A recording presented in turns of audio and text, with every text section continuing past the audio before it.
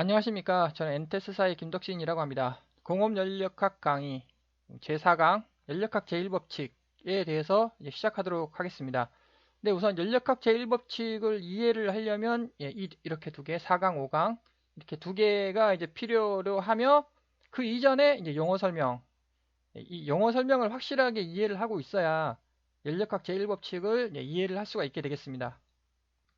강의 자료는 ents.kr 사이트 렉처 항목 가시면 PDF로 다운로드 받으실 수 있습니다. 질량 보존 법칙, 연력학에서 질량 보존 법칙, 에너지 보존 법칙, 엔트로피 증가 법칙 이 세 개만 정확히 이해한다면, 연력학은 매우 쉽습니다. 이제 정확히 이해하지 못한다면 이제 어려운 게 아니고 매우 헷갈린다가 되겠습니다. 질량 보존 법칙 너무나 당연한 얘기입니다. 개의 총 질량은 변하지 않는다. 당연히 질량은 변하면 안 되죠. 그래서 이제 경계 내의 시간에 따른 m 변화량 요겁니다. 경계가 있고 경계 내부의 시간에 따른 m 변화량 더하기 경계면의 물질 유동에 따른 m 입출량 경계면 여기 입출 작동유체가 들어갔다가 작동유체가 나온다는 거죠. 이것의 합은 절대 변할 수가 없다는 겁니다. 질량 보존 법칙 너무나 당연한 얘기이고 파이프 내를 유동하는 유체의 질량은 유체 밀도, 파이프 전체 단면적 및 그 수직 방향 속도에 비례한다. 역시 핵심 수직 방향이라는 것이 또 핵심이 되겠죠. 유체는 파이프 1차원 아니겠습니까? 수직 방향으로 흐르게 되어 있습니다. 필이. 그래서 수직 방향 속도이다. 단면적 미소 면적 DA를 통과하는 미소 질량 유량은 이제 다음과 같이 나오게 되겠습니다. 이것은 이제 어떻게 유도를 하냐면 M은 rho V이지 않겠습니까? V는 당연히 AL이죠. 이것을 시간에 대해서 미분을 합니다. 그러면 뭐 이렇게 나오죠. 이렇게. 근데 여기서 이제 이게 바로 이제 속도거든요. 이게. 그래서 다음과 같이 속도가 이렇게 나오고요. 이것이 바로 이제 이것을 간단하게 쓴 것이 이것입니다. 그래서 이제 다음과 같은 이제 수식이 나오고 이것을 미소 면적 DA로 미분을 합니다. 그러면 다음과 같은 수식이 나오게 되겠습니다. 이것이 이제 정확한 답입니다. 정답. 모든 것은 미분으로 문제를 풀어야 합니다. 미분, 미소 이것이 정확한 답이고 쭉 한번 유도를 해보시기 바라며 그럼 이제 이건 미소이고 전체 단면적 A를 통과하는 질량유랑 이거 당연히 적분을 해야 되겠죠. 이거 역시 정답이다. 여기서 이제 문제가 딱 자세히 보시면 얘가 변하는 거예요. 밀도가 변합니다. 그 속도도 변하죠. 뭐 대표적으로 속도 한번 보자면 이게 원래 단면적이 여기가 단면적 아닙니까?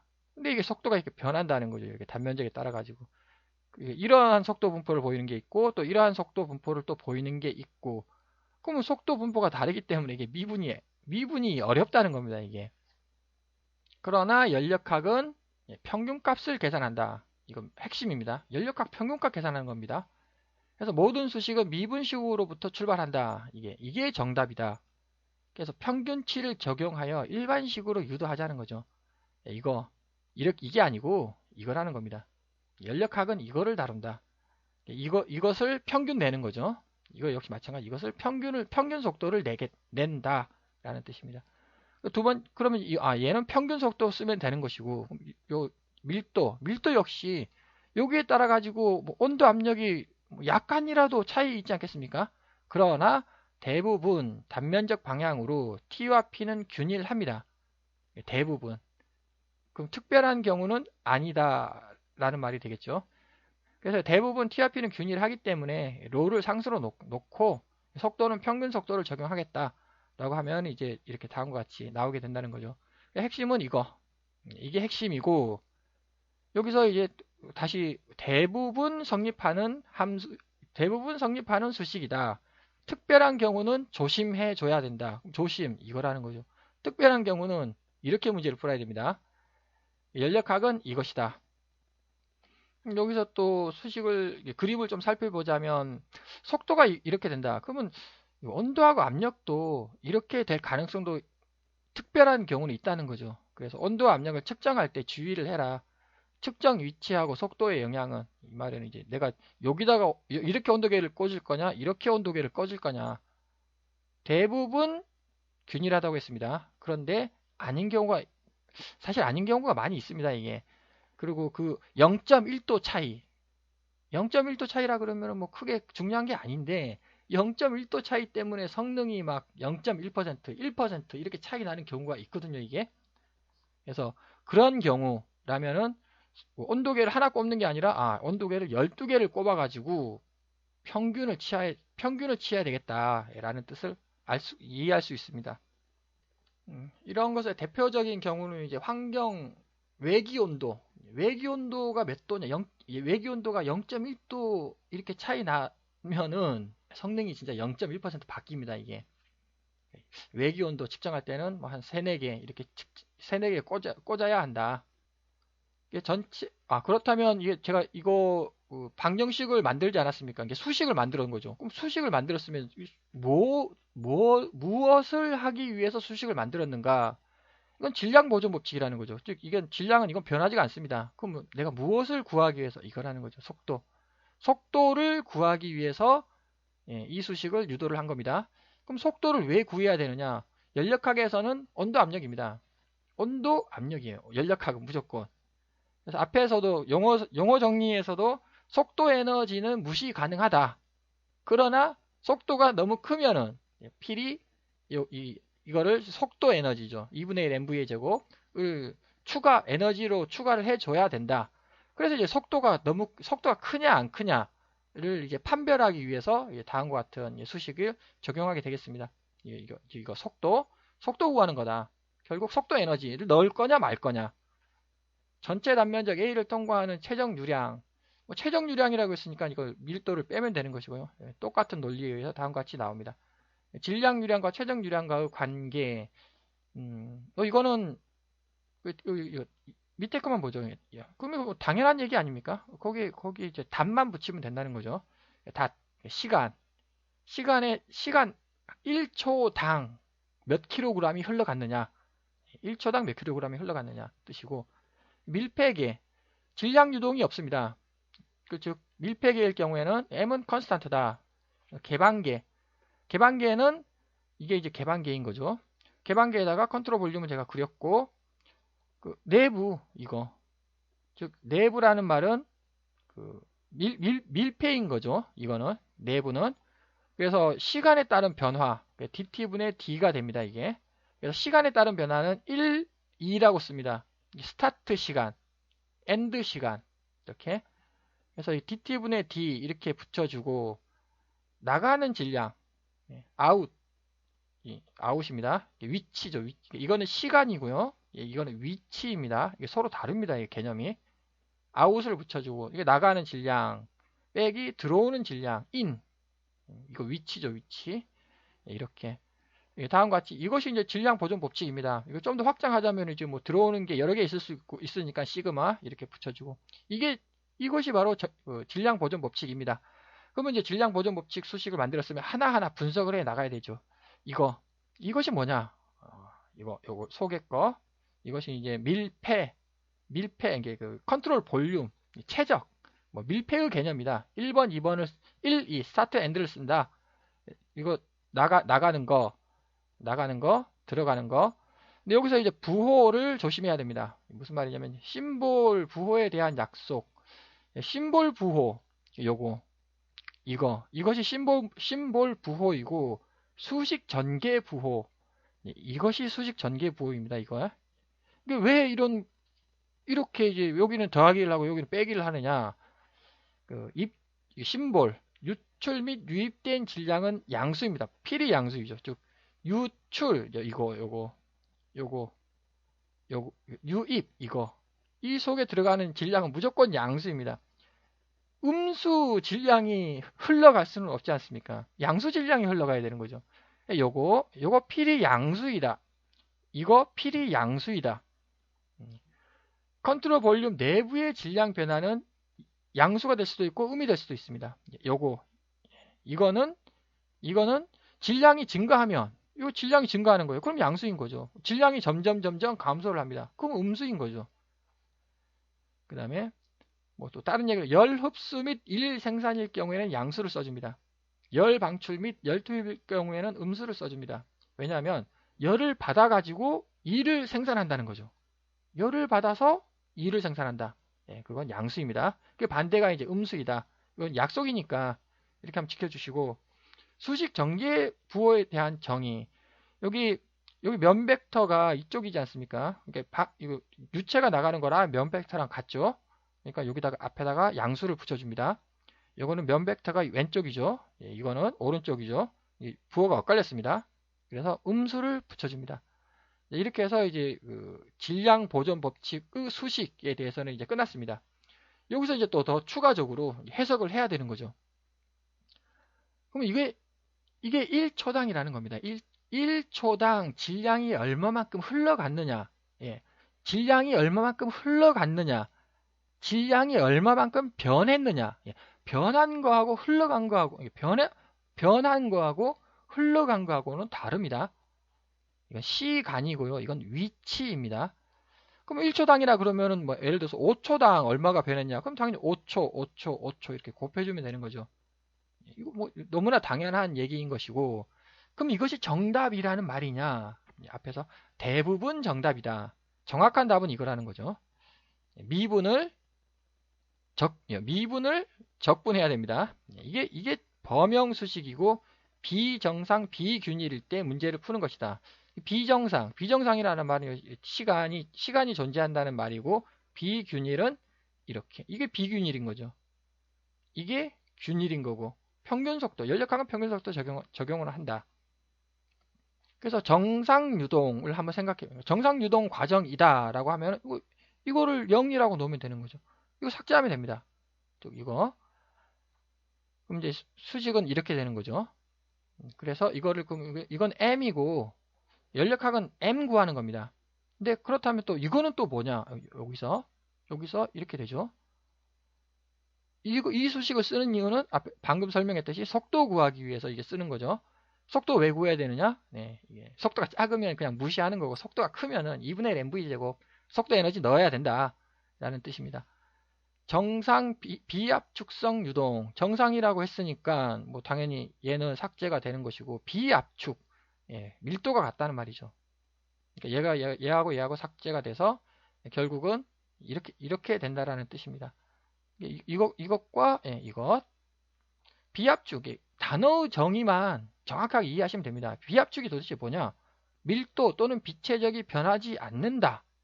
비압축. 그럼 이런 것이 존재하느냐? 존재하지 않습니다. 그런데 이렇게 취급을 해도 무난하다. 대부분 맞다. 그래서 워터는 비압축성이다라고 취급해도 무난하다라는 거죠. 시험 문제 풀 때는. 근데 실무에서는 무조건 온도 압력 다 정확히 계산해야 됩니다. 실무에서는. 최적 보존 법칙은 존재하지 않는다. 질량 보존 법칙입니다. 최적 보존 법칙이 아닙니다. 액체 또는 공기 조화 등과 같이 온도 및 압력 변화 폭이 작을 때 적은 오차로 이거를 적용할 수 있다. 왜?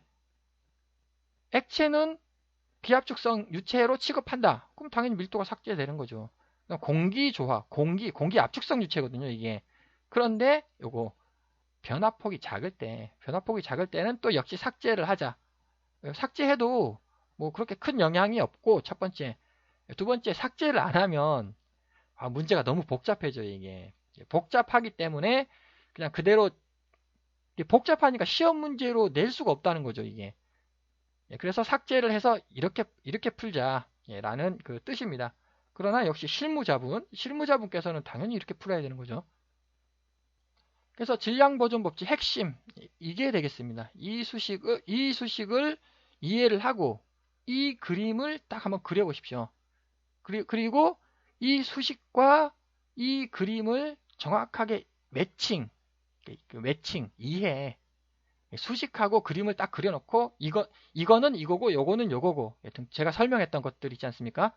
그걸 정확하게 매칭을 시켜서 이해를 한다면 헷갈리는 거 전혀 없게 됩니다. 결코 어렵지 않다라는, 매우 쉽다라는 것입니다.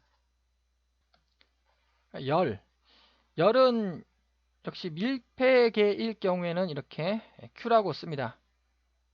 왜냐하면 밀폐는 개방계일 경우에는 이렇게 씁니다. 닷을 여기다 붙여주는 거죠. 퍼세크.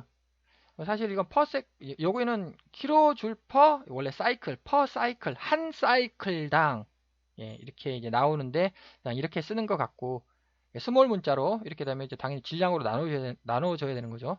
그래서 이렇게 단위 질량당 열 전달량. 열은 경로의 함수이다. 제가 앞에서 경로, 패스, 과정, 상태 과정을 설명을 했고, 경로의 함수, 과정이라는 거죠. 과정. 필히 조건 한계가 있어야만 합니다. 그 앞에서 제가 설명을 했고요. 미지수 개수랑 방정식 개수가 같아야지 문제가 풀어지는 거 아니겠습니까? 그래서 미지수 개수가 있습니다. 분명 미지수 개수가 나타나죠. 이 미지수 개수랑 전제 조건 개수 더하기 방정식의 개수, 이거의 합, 이 미지수 개수랑 같아야 한다는 거죠. 이거를 이해를 잘 해야 합니다. 그럼 방정식의 개수가 무슨 뜻이냐? 두 개밖에 없어요. 두 개밖에. 질량 보존 법칙 한 개하고 에너지 보존 법칙 한 개하고, 결국 질량 보존 법칙이란 질량 계산하는 거거든요. 이게 질량 보존 법칙은 너무나 당연한 거고, 결국은 에너지 보존 법칙 한 개밖에 없다는 겁니다. 이게 방정식의 개수 한 개밖에 없다. 그럼 미지수 개수가 두 개라고 한다면 전제 조건을 세워야 된다는 거죠. 이 전제 조건이 무슨 단열 과정이냐, 등원 과정이냐, 등적 과정이냐, 전제 조건입니다. 이거 필히 기억을 하시고, 방정식 그 개수 한 개밖에 없다. 미지수 두 개 있으면 내가 만들어야 되는 거예요. 그 전제 조건을. 그래서 이제 필히 조건 한 개가 있어야 한다. 그래서 내가 이제 전제 조건 내가 만들어 가야 되는 겁니다. 단열로 나는 단열 과정이다라고 하겠다 하면은 단열이니까 Q는 0이라는 겁니다. 그 비단열이라고 한다면 이거는 방정식으로부터 구해야 되는 거죠. 에너지 보존 법칙. 에너지 보존 법칙으로 구한다. 그러니까 이러한 이거 범용 접근법을 이해를 잘해야 한다라는 뜻입니다. 여기 필히 이해 전제 조건이 뭔지, 전제 조건은 뭐 있는지, 방정식은 하나밖에 없습니다. 에너지 보존 법칙. 온도차가 있을 때 경계를 통하여 전달되는 에너지로 정의된다. 열 전달은 오직 온도차만에 의해 발생한다. 온도차, 경계를 통해서 전달되는 에너지입니다. 즉 여기 이거 들어갔죠. Q 제가 화살표를 이렇게 넣습니다. 양수라는 거죠. Q는 여기서는 여기 1 여기 나왔지 않습니까? 이때 요거는 양수가 되겠습니다. 즉 그림을 이렇게 그려야 된다는 거죠. 열을 받아가지고 2를 생산하는 겁니다. 그러니까 이게 양수인 거죠. 경계를 통해서 오직 온도차만 의해서 에너지가 흘러간다는 거죠. 눈에 안 보입니다. 결코 눈에 안 보입니다. 자, 그러면 눈에 보이는 건 뭐냐? 이거 눈에 보이지 않습니까? 유체가 막 지나가는 거예요. 그 유체가 함유하고 있는 에너지가 있지 않습니까? 눈에 보이는 거라는 거죠. 그거는 상태예요, 상태. 온도계 꼽고 압력계 꽂으면 다 해석이 되는 겁니다. 이게 상태고, 이것은 과정이고, 필히 조건 한계가 있어야 한다. 열은 높은 온도로부터 낮은 온도로 전달된다. 이거 당연한 얘기인 것 같습니다. 이것이 바로 연력학제의 2법칙인 거죠. 작동 유체가 외부로부터 열을 받을 경우 양수, 외부로 열을 줄 경우 음수. 여기서 제가 설명을 하였습니다. 이렇게 열을 받아서 일을 생산한다. 그림을 그려라. 그러면 이렇게 그려야 됩니다. 필히 이거를 왜냐하면 이게 임의의 범용 그림은 이렇게 그려야 된다. 그렇다면 이것은 이제 밀폐계하고 개방계, 밀폐계에서 그림을 이렇게 그리고요. 여기서 특히 1번, 2번 제가 설명했고, 스타트 시간, 엔드 시간, 개방계에서는 이렇게 그림을 그려야 합니다. 여기서 들어가는 유체, 이건 유체예요, 유체. 나가는 유체, 역시 유체이고요. 이건 갇혀 있는, 정지해 있는 유체. 정지해 있다. 내부 에너지라는 거죠. 정지해 있다. 내부 에너지입니다. 움직인다. 흘러간다. H입니다. 엔탈피입니다. 뒤에서 이제 내부 에너지 엔탈피에 대해서 설명을 하겠고, 검사표면 여기 경계를 통해서 온도 차에 의해서 열이 전달된다. 이거라는 거죠. 눈에 안 보입니다. 그 다음에 또 여기 제가 이렇게 그렸습니다만 뭐 사실 이건 아니고 여기다 샤프트들이 있는 거예요. 축들이 막 이렇게 돌아가는 거죠. 그것이 바로 이제 W이고 그림. 그래서 이거는 시간의 흐름이고요. 이거는 시간과 위치 그 흐름이고. 그래서 이렇게 그림을 한번 그려보시고 방금 제가 설명했던 대로 하나하나 짚어가면서 이해를 한다면 결코 헷갈리지 않습니다.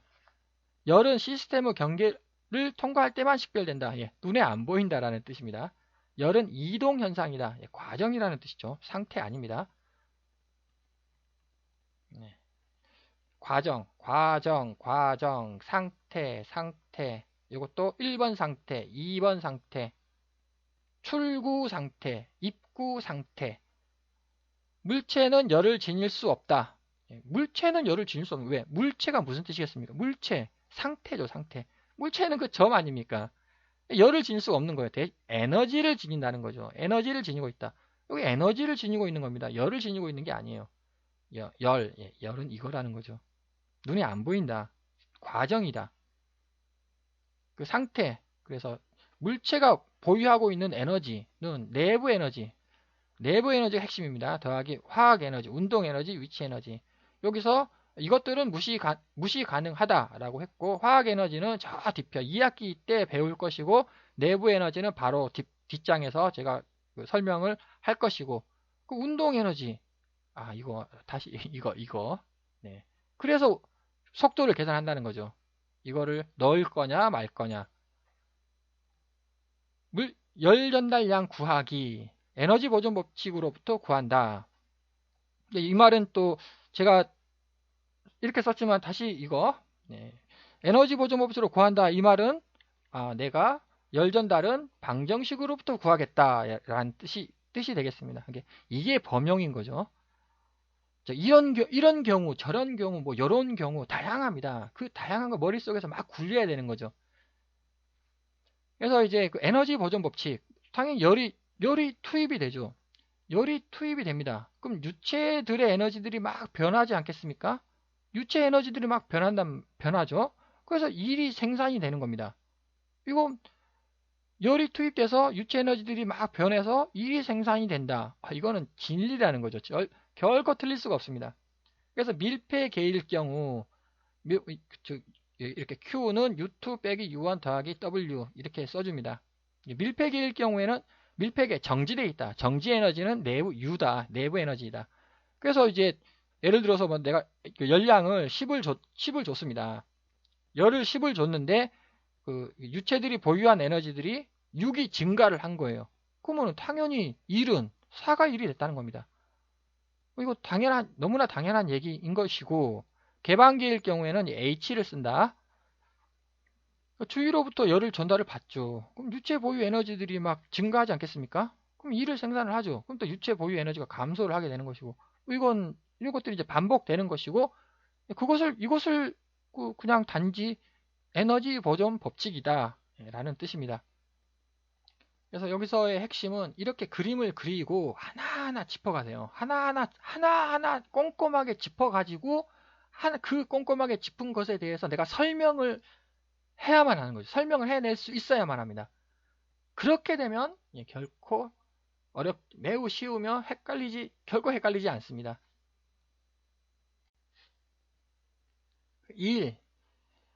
1은 힘 곱하기 거리죠. 이렇게 정의가 됩니다. 1은 경로의 함수이다. 앞에서 이렇게 열과 1은 경로의 함수이다. 다시 그럼 경로의 함수 이거 전제 조건을 하나 세우든지 아니면 방정식을 적용하든 에너지 보존 법칙 방정식을 적용하든지 이해를 잘해야 된다. 전제 조건이 무슨 뜻이냐? 또 이해를 전제 조건 그럼 따다다다 나와야 되는 거죠. 여기서 또 일이라는 게 물리학적인 일이 있습니다. 그래서 이제 이건 이제 결국 미분을 해야 되니까 힘 곱하기 움직인 거리가 되는 거죠. 이건 이제 물리학적인 일이라는 겁니다. 물리학적인 일이라는 게 또 갑자기 무슨 뜻이냐? 물리학은 고체를 다룬다는 거죠. 고체의 관점에서의 일이 있다는 겁니다. 그러면은 또 뭐 액체, 기체의 관점에서 일이 있다는 거냐? 있다는 거죠. 그래서 이제 우선 이건데 이게 다가 아니다. 더하기 더 있다. 라는 뜻이죠. 왜냐면 이거 미분하면은 이거 항이 두 개가 나오는 거 아닙니까? 근데 이건 항이 한 개라는 거죠. 힘 곱하기 움직인 거리. 이거 물리학적 개념이다. 1에서 2로 갈 때 그 경로는 무한대이다. 따라서 2를 구하기 위해서는 경로가 정의되어야 한다. 이 말은 이거죠. 전제조건 한 개 있어요. 필히 하여튼 뭔가가 한계가 있어야 된다는 거죠. W와 Q 미분 D는 델타로 표기해야 한다. 즉 앞에서 그 미분 요것들은 다 D죠. D. 여기서도 미분 D DT분의 D 이렇게 DT분의 D 이거는 그 상태일 때 명확한 미분인 경우에는 D로라고 표현을 하고 불명확한 미분 불명확하다 과정 경로라는 거죠. 경로 함수일 경우 즉 불완전 미분일 경우에는 델타를 씁니다. 역학에서 1 W는 힘 F가 작용되어 거리 X만큼 힘의 방향으로 변이가 생길 때 W는 FDX로 정의된다. 이거 여기서 핵심이 역학이라는 거예요. 역학. 열역학을 뜻하느냐? 그건 아닌 것 같습니다. 열역학이 아니라 물리학, 그 힘, 물리학. 그래서 이제 이것만 가지고 이게 절대일이에요. 한 개 더 있다. 뒤에서 바로 또 공업일에 대해서 제가 절대일이 있고 공업일이 있는데 지금은 절대일 하는 거다. 이거 절대일입니다. 절대적인 일인 거죠. 만약 F가 일정하다면 뭐 당연히 힘 곱하기 거리가 되는 것이고 그래서 2를 구해보자. 당연히 2를 구해야 합니다. 2를 구하는 방법 첫 번째 측정 데이터로부터 수치 적분해라. 왜냐하면 이거니까 결국은 여기서 이렇게 W라고 줍니다. 여기서 W1, 2 1에서 2로 갔다 라는 뜻이고요. B는 바운더리 경계일입니다. 즉 이거를 이 수식을 절대일이라고도 부르고 경계일이라고도 부릅니다. 일단 절대일이라는 말은 뭐냐? 절대적인 일. 일이라고 한다면 일반적으로 이거를 뜻한다 라는 뜻입니다. 이게 절대일인 거죠. 공업일은 뭐냐? 열역학 할 때 공업적으로 유체 다룰 때는 이 공업일이 또 생긴다. 다시 말하면 이거 미분을 하면은 두 개 나옵니다. 항이 두 개 중에 하나가 절대일이고요. 다른 하나가 공업일이라는 겁니다. 절대일, 경계일이라고 표현을 하면 그래서 B라고 씁니다. 바운더리 약자 B라고 쓰고요. 일단 절대일이라고 했으니까 FDX입니다. 이렇게 미분을 하는 거죠. 1번에서 2번으로 가겠다는 뭐 당연히 F는 열역학에서 PA죠 이게. 그래서 이것이 DV가 되겠습니다. 그래서 인티그럴 PDV 이거라는 거죠. PDV 이것이 핵심이 되겠습니다. 그럼 이것이 적분이 되느냐? 적분 안 되죠. 이거 V로 했으면 V에 대한 함수가 돼야지 않겠습니까? 그래서 불완전 미분이라는 거죠, 이게. 경로가 정의되어야 한다. 한 개 더 있어야 한다는 거죠. 이거의 끝이 아니다. 이거 조건 한 개가 더 있어야 한다. 그 조건 한 개가 뭐냐? 난 싹 측정하겠다는 겁니다. 싹 처음부터 끝까지 뭐 0.1초 간격으로 싹 측정하겠다. 그러면 이제 여기 피스톤이 이렇게 있습니다. 맨 처음에는 이렇게 있겠죠. 그래서 1번 상태에서 2번 상태로 1번 시간, 2번 시간으로 이렇게 갑니다. 이 팽창한다는 거죠. 그러면은 이제 바운더리 경계를 이렇게 그려야 하는 것이고 이 경계가 왔다 갔다 하는 거 아니겠습니까? 이 경계가 이렇게 왔다 갔다 이렇게 하는 거예요. 피스톤이 왔다 갔다 이게. 그래서 경계일이라는 겁니다. 경계는 변화되거나 움직이거나 할 수 있다. 자유자재로 할 수 있습니다. 그런데 단 하나 지켜줘야 될 거는 아니, 경계가 왔다 갔다 사실 경계가 왔다 갔다 하는 게 아니고 내가 해석하고자 하는 그것이 뭐겠습니까? 내가 지금 뭐를 해석하고 이거 가스 요 속에 있는 가스를 해석하고자 하는 거 아니겠습니까? 이게 그 가스 테두리가 경계인 거예요. 그러니까 당연히 얘가 피스톤이 이렇게 올라가면 가스가 팽창하지 않습니까? 이 가스가 이렇게 올라가죠. 그럼 당연히 경계도 따라서 올라가는 겁니다. 경계의 개념을 잘 이해하자. 내가 해석하고자 하는 그 대상이라는 거죠. 나는 여기서는 여기서는 가스를 해석하는 겁니다. 그래서 처음에는 여기 위치에 있었습니다. 그래서 이 위치에 올라갔습니다. 아, 최적이 변했다. 그럼 또 당연히 압력도 변할 거 아닙니까? 이게 다 변한다는 거죠. 그래서 P는 피스톤 내부 면의 압력. 결국 핵심이 뭐냐면 여기서 또 중요한 게 좀 밀죠. 뭐가 미냐? 이게 여기 압력하고 같겠습니까? 다르겠습니까? 일반적으로 같습니다, 이게. 그냥 너무너무 빨리 움직여 버리면 여기 압력하고 다릅니다, 이게. 달라요. 그럼 뭐 여기 압력 쓸 거냐, 여기 압력 쓸 거냐. 제가 앞에서 연력학은 평균값 취한다고 하지 않았습니까? 근데 여기는 아닙니다. 왜 아니냐? 결국 얘를 밀잖아요. 얘를 미는 거는 요 표면이 미는 거지. 요 표면이 미는 거지. 여기가 미는 게 아니지 않습니까? 평균값, 어디 평균값? 여기 표면. 여기 평균값을 취하라는 겁니다. 그래서 그 말이 P는 피스톤 내부 면의 압력. 그 다음에 여기 평균값입니다. 이 경우 비평형도 해석 가능. 비평형. 여기 압력하고 다르다는 거죠. 네, 그것도 정확히 성립을 한다. 왜? 결국 얘는 여기 압력이 미는 거니까 0.1초 간격으로 막 측정을 합니다. 엄청나게 막 데이터가 많이 쌓이겠죠. 그러면은 이게 나온다는 겁니다. P. 그래서 이것을 여기다가 대입하는 거죠. 그럼 적분이 가능하다는 겁니다. 어떤 적분? 이렇게 사다리 이렇게 사각형 그려가지고 이제 쭉 미소로 이렇게 더하기 하면 되는 거죠. 그렇다면 여기서 또 이제 핵심 한번 또 살펴보죠. 이게 왜냐? 수식을 적고 그 수식이 의미하는 거 하나하나 다 파악을 하고 설명을 해낼 수 있어야 된다.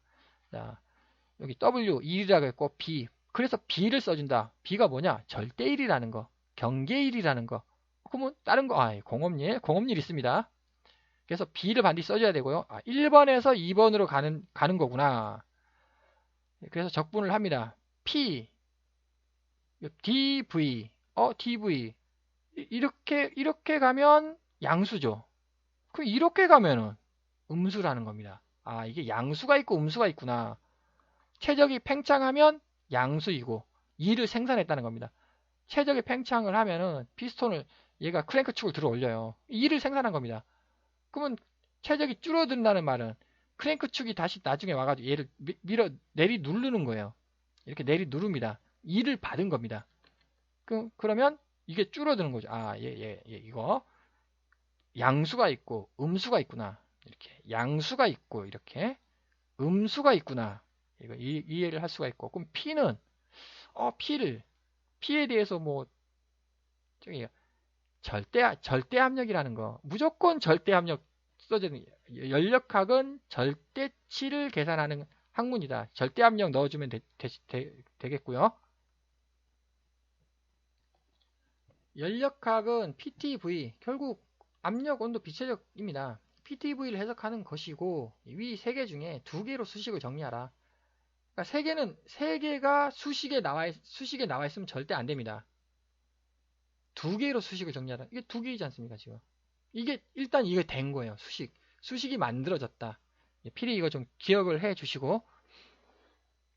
그래서 일이 뭐냐? 지금 절대일 하는 겁니다. 절대일은 유체가 한 일이에요. 보시죠. 이거 유체가 얘를 밀었지 않습니까? 유체가 한 일입니다. 유체가 한 일은 첫 번째 마찰로 이게 감소가 됩니다. 이게 마찰로 여기 프릭션 여기서 뭐 삑삑삑 거리겠죠. 마찰로 감소가 되고 두 번째 주의일이 또 있습니다. 주의일이 무슨 말이냐?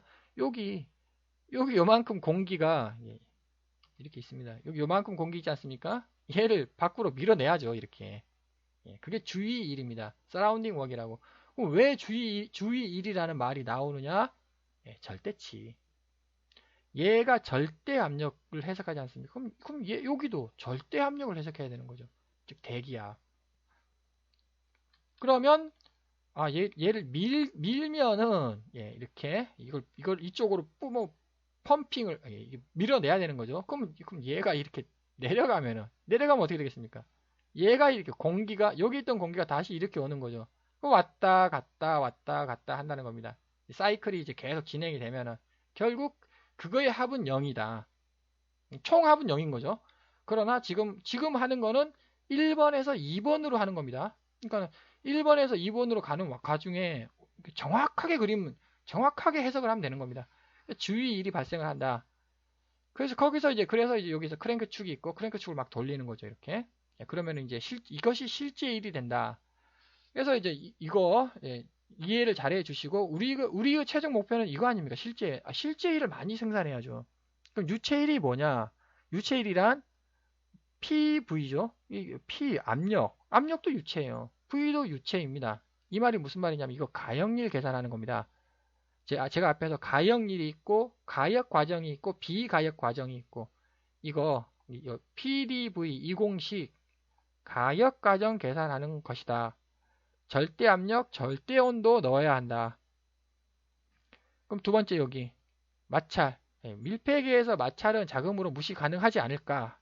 이게 엄청나게 있는데 이거 약간 삑삑거려 봤자 매우 작지 않을까? 그래서 무시할 수 있을 것이다.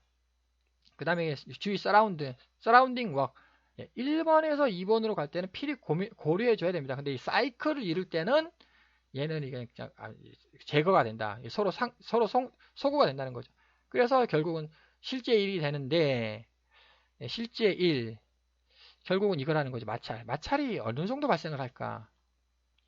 그러니까 실제 1을 늘려야 하지 않습니까? 실제 1을 그럼 어떻게 늘릴 거냐?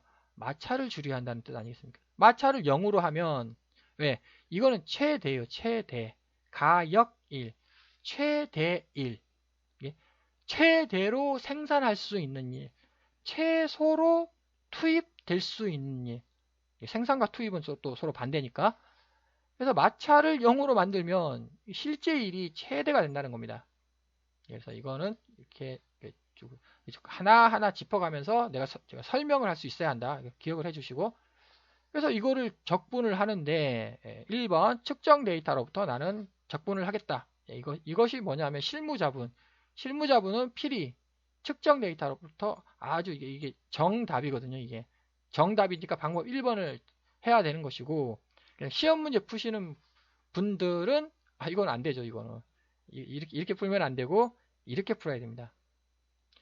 자, 그러면 그 방법 2 폴리트로픽 과정으로 가정을 합니다.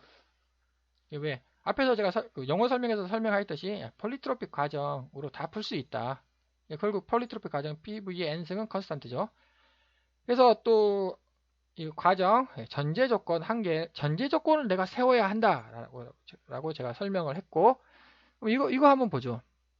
1번 상태에서 2번 상태로 가는데 등적 과정으로 요만큼 가가지고 등압 과정으로 요만큼 가겠다. 이렇게 가겠다라고 전제 조건을 세웠습니다. 그러면 PDV 아니면 PDV 면적 이거라는 거죠. 이거. 그래서 W는 이겁니다. 아주 쉽게 계산이 되죠. 전제 조건 1개. 그러면 나는 이번에 이렇게 한번 등압 과정으로 가가지고 등적 과정으로 가겠다라고 한번 생각을 한번 해보겠습니다. 그러면 또 면적이거든요. 이게 PDV 면적이다. 왜? PV 선도이기 때문에 PV 선도에서는 면적인 거죠. 이렇게 가면 이게 훨씬 더 많네요. 이게 1이 훨씬 더 많지 않습니까? 이것보다 1이 훨씬 많다. 그럼 이게 좋은 거냐? 얼핏 보기에는 좋습니다. 왜? 1번에서 2번으로 가는 거는 그럼 결국 2번에서 이렇게 왔다가 이렇게 가야 되거든요. 이게 뺑뺑뺑뺑 돌아야 됩니다. 결국 무슨 말이냐면 얘하고 합해야 된다는 거죠. 결국은. 그러니까 뭐 결국 이게 좋다, 이게 좋다. 물론 이제 1번에서 2번으로 갈 때는 이게 뭐 좋은 것처럼 보이지만 핵심은 사이클이다. 계속 돌아서 왔다 갔다 해야 되지 않습니까? 이거랑 결국은 합해야 된다. 예, 라는 뜻입니다. 그럼 또 다르게 P하고 V가 직선으로 가겠다. 라고 전제 조건을 세우면, 뭐 당연히 면적이죠. 직사각형 면적하고, 여기 삼각형 면적하고 더하면, 예, 이런 수식이 나옵니다. 그럼 이번엔 등원 과정으로 내가 한번 가보겠다. 등원 과정이 뭘까? 예, 이거라는 거죠. 거기에 이제 이상기체 방정식, 이상기체, PV는 RT 아닙니까? RT, T가 등원이다. 그럼 이게 C가 상수인 거죠. 이게 C가 RT, 이상기체에 적용하겠다라는 전제 조건 하에, 그러면 N은 1이 되는 겁니다. 이렇게. 그래서 PV가 나오는, PV는, 여기죠. PV는 컨스탄트. 여기 P. 여기다가 대입하면 되는 거죠. 이게, 왜? V로 만들어야 돼, V로. 그래서 PV는 C는 컨스탄트를 여기다가 딱 대입을 하면은, 이거죠. 이 수식이. 예, 그래서 이와 같이 적분이 됩니다. 이것이 이 면적, 아래의 면적이라는 겁니다. 그래서 이제 이미의 경로가 이거라는 거죠. 예, 이거를 여기다 넣고 이제 문제를 풀면은 이제 다음과 같이 이제 문제가 풀어집니다. 그럼 여기서 또 역시 뭐 헷갈리는 것, 반드시 전제 조건 한 개가 있어야 한다고 주장하지 않았냐? 예, 전제 조건 한 개가 있어야 반드시 한다고. 예. 그래서 여기 n값 모르는 겁니다, 지금. n값을 구하기 위해서 또 전제 조건 한 개가 또 있어야 한다는 거죠, 이게. 그게 뭐냐? 그게 바로 이제 폴리트로픽 과정이라는 겁니다. 폴리트로픽 과정으로 가겠다. 그러면 이제 n값을 구해야 된다는 거죠. 어떻게 n값을 구할 거냐? 그 1번 상태, 뭐 당연히 온도 압력 측정하지 않습니까? 2번 상태 온도 압력 측정을 하죠. 네, 이거를 여기다가 대입을 한다는 겁니다. 여기다가. 근데 여기는 온도 압력이고, 여기는 PV잖아요. 이거 어떻게, 이게, 압력은 여기다 대입을 합니다. 예. T를 여기다 어떻게 대입하냐고. 이렇게. 예. 그래서 PV는 RT, 이거를 적용을 합니다. 네, 그래서 이제 N값, 그래서 이제 그, 앞에서, 그래서 이렇게, 1번 대입하고, 2번 대입하고, 1번 측정하고, 2번 측정해서 대입하면 N값이 구해진다. N값 구하면 이제 끝나는 거죠. 여기서 또 핵심, 딱 수식을 보면은 제가 설명 안 한 게, 요거. 왜 PV는 RT입니까? 이상기체라고 가정을 하겠다. 예, P 옆에다 써놔야 됩니다. 이상기체라고 가정한다. 예, 그거를 이렇게 써놓고. 이상기체 아니면 결코 PV는 RT 적용 못합니다. 두 번째가 또 이 수식을 한번 쫙 자세히 살펴보죠. 그럼 n이 1일 때 0이잖아요, 이게. 또 1을 대입하니까 0분의 0이 되네요, 이게. 1일 때 이거였다는 거예요. 등원 과정. 이것이 이제 n이 1이었죠. 이거 그 극한입니다. 그래서 이제 수학을 배우는 거죠. 이거 극한을 만들면 예, 이게 나옵니다. n이 1인 경우 등원 과정이다. 예, 이거 역시 그림을 이렇게 한번 그려보고 직접 그려보고 이제 하나하나 다 이렇게 따져가면서 이제 설명을 할 수 있어야 되고, 결국 핵심은 이제 문제를 많이 풀어봐야 됩니다. 문제를 많이 풀어보면 이제 완벽하게 이해를 하게 될 것이며, 결국 또 이제 훨씬 큰 범위를 이해를 해야 돼요, 이게. 작은 범위, 이게 나무를 보면은 숲을 못 본다고 하지 않습니까? 숲을 봐야 된다. 방법 1번이 이거 있는데, 이게 정답인데, 이렇게 이제 시험 문제 풀 때는 이렇게 풀어야 하며, 이거는 뭐냐? 시스템이 단순할 때 적용하는 겁니다. 시스템이 단순하다? 실제 시스템은 이렇게 된다는 거지, 이렇게. 이거 가지고, 이거 표현 절대 못 합니다. 시스템이 단순할 때, 뭐 예를 들어서 한 요 정도 범위? 요 정도 범위는 충분히 PV의 n승은 컨스탄트가 충분히 표현합니다. 요 정도 범위. 근데 이걸 어떻게 PV의 n승은 컨스탄트가 표현을 하겠습니까? 이거 불가능이죠. 시스템이 단순할 때 적용하는 것이다. 즉 현실적이지 못하다. 이건 시험 문제 풀이용이다. 그럼 이제 뭐 현실적이지 못한 걸 왜 하느냐? 그래도 이거를 알아야, 이거를 이해를 해야 연력학 그 거시적인 숲을 볼 수 있기 때문에 이거를 이해를 하는 게 중요하다. 그럼 또 그 방법 3번이 있습니다. 앞에서 제가 얘기했듯이 이거죠. 전제 조건으로 내가 문제를 풀 거냐, 방정식으로 문제를 풀 거냐. 예, 방법 1번, 2번. 이거는 전제 조건으로 제가 문제를 푼 거죠. 그러면 여기서 W를 구하지 않았습니까? W를 구했다. 그러면 그럼 또 에너지 보존 법칙이 남죠. 에너지 보존 법칙 있지 않습니까? 에너지 보존 법칙 있지 않습니까? 아, 에너지 보존 법칙으로 Q를 구할 수 있구나. 여기도 마찬가지. 전제 조건으로부터 W 구했죠. 에너지 보존 법칙, 에너지 보존 법칙으로 Q를 구할 수 있구나. 이거를 이해를 해야 됩니다. 그럼 또 거꾸로 에너지 보존 법칙을 적용하겠다. 방법 3입니다. 이제 그래서 에너지 보존 법칙이 뭐냐? 결국 열 전달량은 유체 보유 에너지 변화량 더하기 1량. 이거는 앞에서 제가 설명을 했고 이렇게. 그래서 이거를 이제 수식으로 써보면 이겁니다. 왜 U라고 썼느냐? 지금은 절대일 밀폐계 해석하니까 제가 U라고 썼습니다.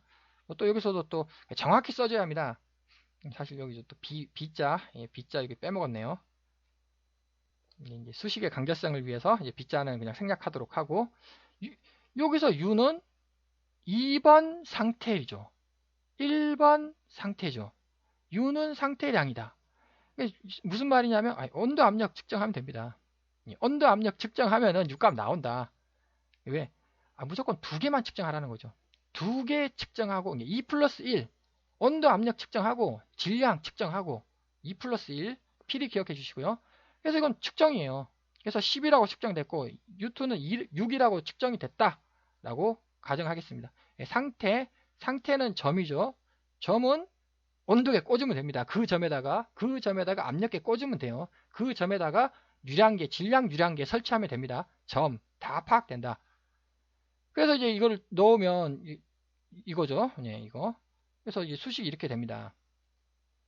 그럼 자 이렇게 나왔습니다. Q는 얼마입니까? 모릅니다. 그럼 W는 얼마입니까? 모르지 않습니까? 그래서 불완전 미분이라는 거죠. 이거 경로가 주어져야 됩니다. 경로가 주어져야 된다. 전제 조건 하나가 있어야 된다는 거죠.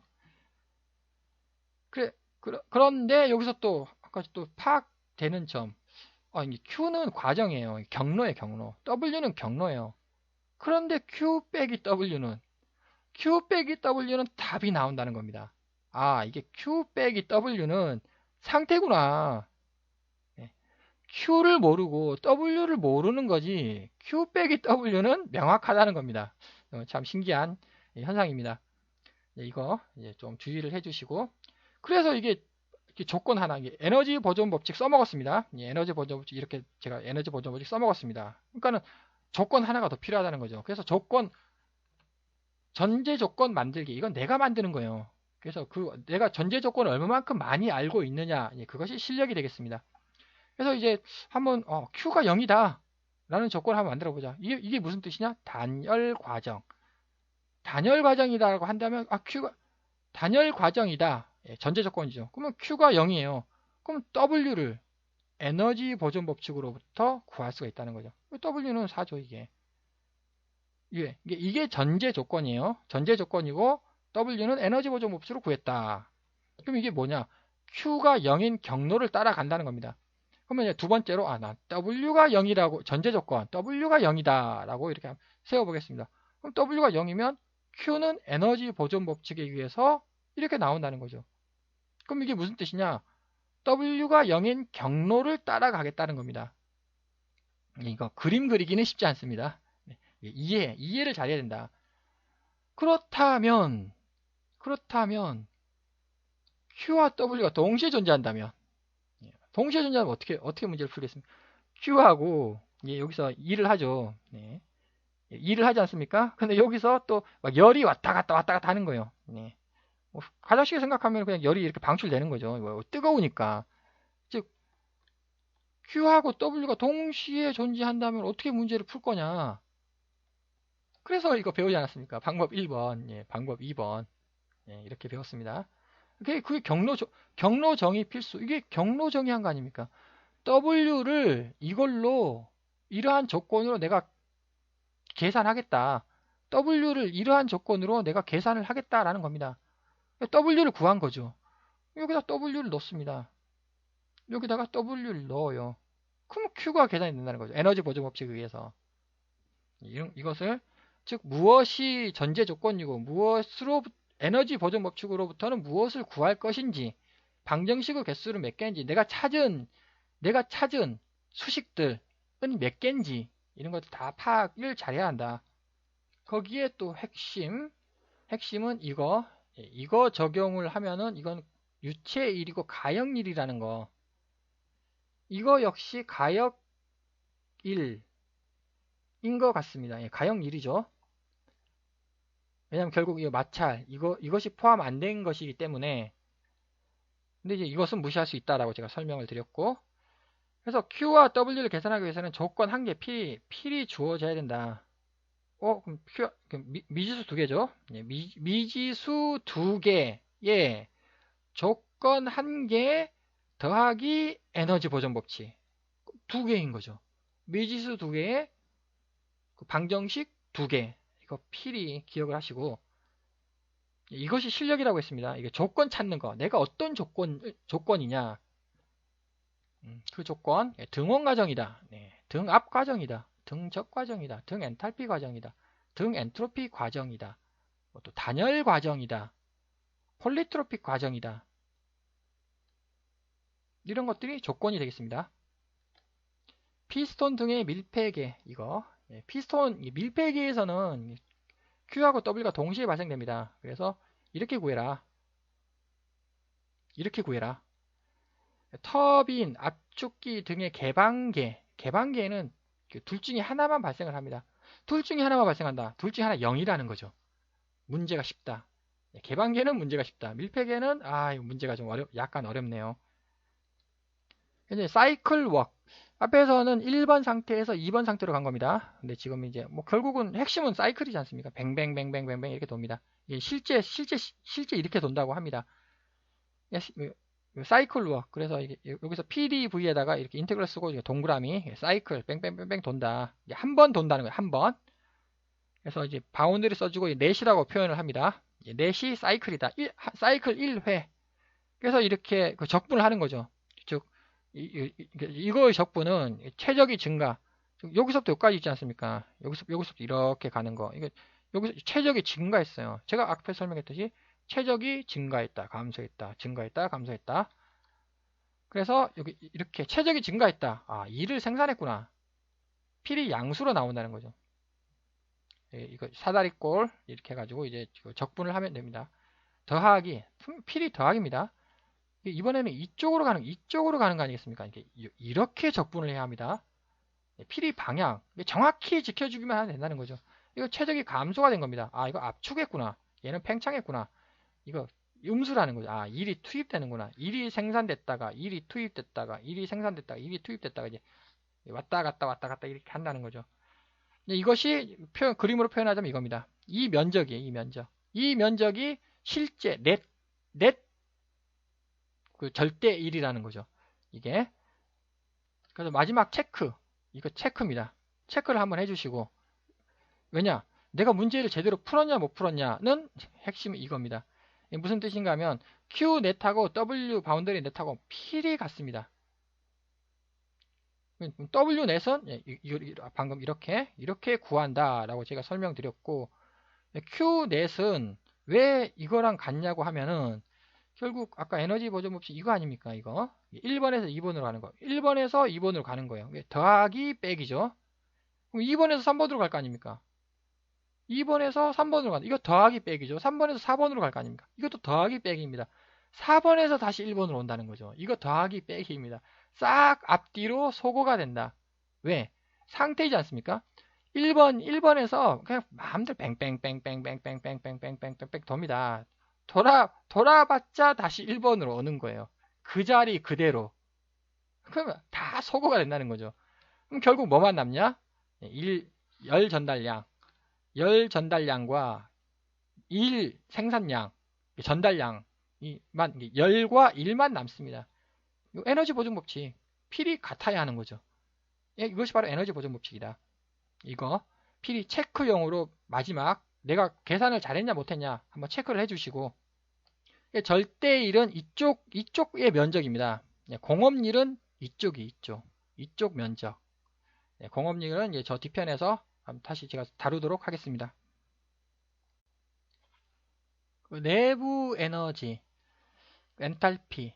내부 에너지는 원천, 에너지의 근원은 내부 에너지입니다. 이것이 근원이다. 정지 유체가 보유한 에너지입니다. 내부 에너지. 비유동 유체, 밀폐계예요. 유동하지 않습니다. 멈춰 있습니다. 비유동 유체가 보유하고 있는 에너지. 엔탈피는 유동, 개방계 그 개념이죠. 유동 유체가 보유하고 있는 에너지. 그래서 실험을 합니다. 이렇게. 그 피스톤을 이렇게 해놓고 딱 막아버려요. 이렇게. 그럼 비유동 아닙니까? 비유동이죠. 이렇게 실험을 하는 게 내부 에너지라는 거죠. 유동 유체. 여기 위에다가 이렇게 추를 달아 놓습니다. 그럼 일단 이것이 왔다 갔다 하지 않겠습니까? 이렇게. 유동이죠. 그 개념에서는. 그 유동. 그때가 이제 엔탈피라는 개념을 적용하게 됩니다. 그래서 밀폐계일 때는 U 이렇게 쓰고 밀폐계일 때는 내부 에너지를 적용한다. 왜? 멈춰 있으니까. 밀폐계는 멈춰 있다. 정지에 있다. 그러니까 내부 에너지이다. 개방계. 흘러간다. 흘러가면 엔탈피를 쓴다. 이렇게 쓴다. 그래서 우선 이거 열. 앞에서 제가 열은 유체 보유 에너지 변화량 더하기 1. 근데 열은 유체 더하기 1이에요. 1은 유체 아닙니다. 열도 유체 아니죠. 근데 유체라고 하면은 유체의 보유 에너지. 열은 유체 에너지 더하기 1.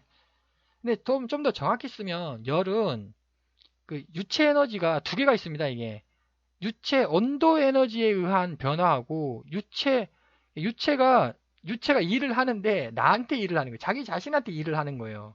그게 있습니다. 이게. 그러면 또 유체가 일을 하는데 외부에 일을 하는 게 있죠. 그러면 이 두 개 합이 1입니다. 1인데 우리가 계산해야 될 일 있지 않습니까? 그건 당연히 외부에 한 일이죠. 자기 자신한테 한 일을 뭐하러 계산을 합니까? 당연히 외부에 한 일을 우리는 work은 이거를 뜻한다. 그래서 외부에 한 일, 바운더리를 이렇게 뚫어야 한다는 거죠. 이게 외부입니다. 자기 자신한테 이렇게 자기 자신을 밀고 땡기고 해봤자 의미가 없는 거죠. 그래서 이 work은 이것이다. 그러면 이 work은 뭐냐? 이게 에너지라는 거죠. 여기서부터 여기까지 온도 더하기 자기 자신한테 한 일. 이것이 유체가 보유한 에너지이다. 라고 이해를 하면 쉽습니다. 그래서 그럼 1이 뭐냐? 제가 앞에서도 설명했듯이 1은 절대 1 더하기 공업률입니다. 이 앞에서 이렇게 W는 PdV라고 쓰지 않았습니까? 이거는 절대 1이다. 물리학에서 하는 거고 이거 미분하면 두 개가 나오는 거예요. 두 개가. 앞에 거 미분하고 더하기 뒤에 거 미분하고 항이 두 개가 나온다는 거죠. 이게 절대 1이고 미분을 하면은 공업률이 또 나오게 된다는 거죠. 절대 1은 PdV 이건 앞에서 했고 미분하면은 VdP 이게 나옵니다. 일단 공업률이 있다. 이렇게 이제 두 개의 일이 있다. 자 그러면은 유체 내부 일이 외부의 한 일, 이 둘 중에 어느 거냐? 둘 중에 어느 거겠습니까? 상황에 따라 다르다. 외부의 한 일, 앞에서는 절대 1, 절대 1이 외부의 한 일입니다. 경계를 뚫은 거죠. 이렇게 경계를 뚫고 왜 절대 1.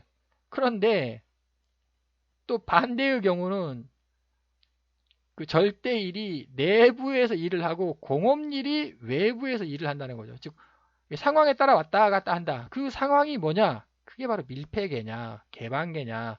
밀폐계냐, 개방계냐에 따라가서 외부의 한 일이 도대체 뭐냐가 결정이 된다라는 뜻입니다.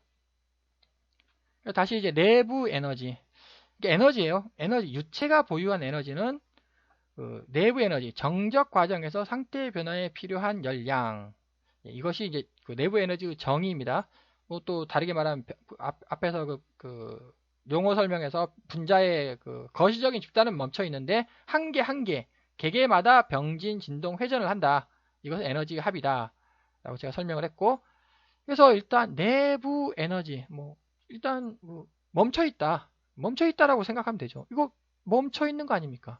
멈춰 있죠. 그러나 요 속에 분자 한 개 한 개 한 개마다 마다 병진, 진동, 회전을 하죠. 네, 이렇게 거시적으로 멈춰 있습니다. 이게 내부 에너지라는 거죠. 그래서 Q 열을 줍니다. 열을 이렇게 투입을 해요. 그러면은 여기 V V자 필히 표시해야 됩니다. 그래서 이제 정적 과정이라는 거죠. 멈춰 있다. 그래서 그러면 당연히 V는 상수가 되겠죠. 그러면 여기 분자 한 개 한 개 한 개마다 그 가스 에너지가 어떻게 되겠습니까? 온도 올라가죠. 압력 올라갑니다. 즉 온도 에너지를 가지고 있죠. 그 기체는 압력 에너지를 또 가지게 되는 거예요. 이게 그 말이 무슨 말이냐? 압력이 증가한다. 이거이지 않습니까? 이거 압력이 증가한다. 이게 유체가 가지는 거예요. 유체가 이게 즉 내부 일이라는 겁니다. 이게 내부 일. 그럼 외부 일이 뭐냐? 이거라는 거죠. 그래서 밀폐계일 때는 PdV다. 절대일 써라. 밀폐계일 때는 PdV 절대일을 써라. 그럼 또 반대로 엔탈피는 도대체 뭐냐? 정압 과정에서 상태의 변화에 필요한 열량, 정압 과정 이거라는 겁니다. 그러니까 엔탈피 또 다르게 말하면 개방계에 적용한다. 움직인다죠. 이거 움직이지 않습니까? 이렇게. 그래서 정압이라고 했으니까 P가 상수예요. 그러면은 에너지가 뭐냐? 내 유체가 가지고 있는 에너지. 일단 온도 증가합니다. 최적 증가하죠. 최적이 증가한다. 이거지 않습니까? 이거를 유체 자신한테 이렇게 넣어주는 거예요. 이게 내부가 돼버린 내부가 유체 자신이 돼버린다는 거죠. 그러면은 여기서 밖에서 여기 밖으로 일을 할 거 아닙니까? 공업 일을 한다는 겁니다. 이게 일 생산이에요. 완전히 서로 반대입니다. 그래서 Q는 이렇게 정의를 해주고, 그래서 정의에 의해서 다음과 같이 이렇게 써주고요. 이거는 이렇게 써주고, 그래서 이거 방금 제가 했던 거를 다시 동영상을 잠시 멈춰놓고 그림을 이렇게 한번 쫙 그려보십시오. 그림을 쫙 그리고 하나하나 짚어가면서 설명을 해낼 수 있어야만 합니다. 그래야 기억이 오래 간다. 안 헷갈린다. 라는 뜻입니다. 그래서 에너지 보존 법칙을 적용을 해보죠. 에너지 보존 이거죠. 네, 결국 이거 열은 유체 에너지 유체가 보유한 에너지 더하기 1 유체가 보유한 에너지 더하기 1 네, 이렇게 그 다음에 이제 여기다가 개방계에다가 적용시켜 보겠습니다.